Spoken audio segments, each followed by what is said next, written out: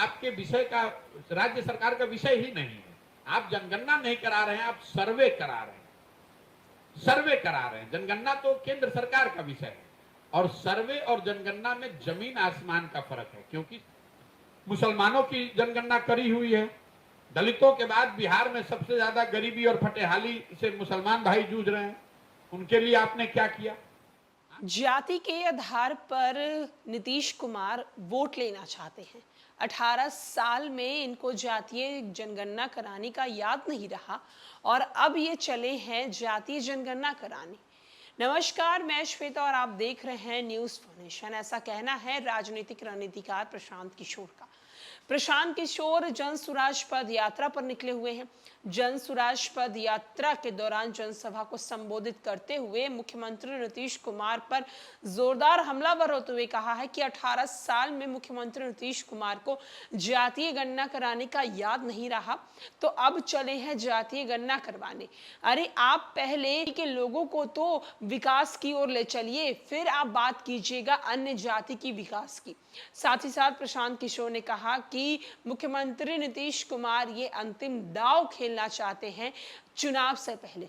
क्या कुछ जातीय जनगणना पर प्रशांत किशोर बोल रहे हैं, किस तरीके से मुख्यमंत्री नीतीश कुमार पर वो तंज कस रहे हैं, हम आपको सुनवाते हैं उनकी पूरी बातों को। जो लोग जातिगत जनगणना करा रहे हैं, इनको समाज के बेहतरी से लेना देना नहीं है। ये तो एक अंतिम दांव खेले हैं कि समाज को फिर जातियों में बांटकर एक बार किसी तरह चुनाव की नैया पार लग जाए। भाई, जातिगत जनगणना पहले तो आप 18 साल से सत्ता में हैं, आज क्यों जातिगत जनगणना करा रहे? 18 साल से आपको याद नहीं आ रहा था? दूसरी बात, अगर जातिगत जनगणना आप करा रहे हैं, जनगणना आपके विषय का, राज्य सरकार का विषय ही नहीं है। आप जनगणना नहीं करा रहे हैं, आप सर्वे करा रहे हैं। सर्वे करा रहे हैं। जनगणना तो केंद्र सरकार का विषय है और सर्वे और जनगणना में जमीन आसमान का फर्क है। क्योंकि सर्वे का कोई लीगल साइंटिटी नहीं है।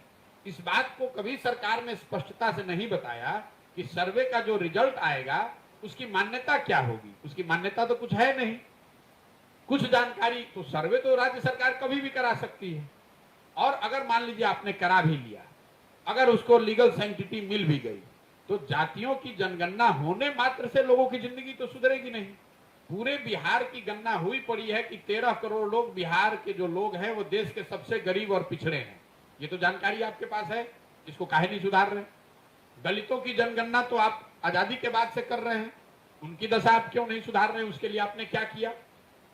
मुसलमानों की जनगणना करी हुई है, दलितों के बाद बिहार में सबसे ज्यादा गरीबी और फटेहाली से मुसलमान भाई जूझ रहे हैं।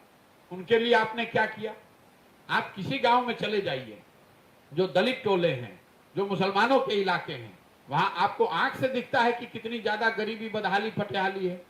तो ये जनगणना कराने और जो जनगणना के विरोध में जो लोग हैं, मैं उनको सुझाव दूंगा कि आप विरोध मत कीजिए। क्यों विरोध कर रहे हैं?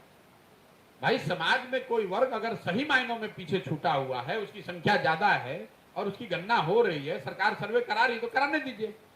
ये तो सरकार आपको उलझा रही है कि आप लग जाइए, आधे लोग लग जाए जनगणना के पक्ष में, आधे लोग लग जाए जनगणना के विरोध में। कोई इसकी चर्चा ही ना करे कि बिहार में पढ़ाई हो रहा है कि नहीं, कि रोजगार हो रहा है कि नहीं। सब जाति में फिर आग लगा के अपना एक बार रोटी सेक के एक बार फिर मुख्यमंत्री बन जाए।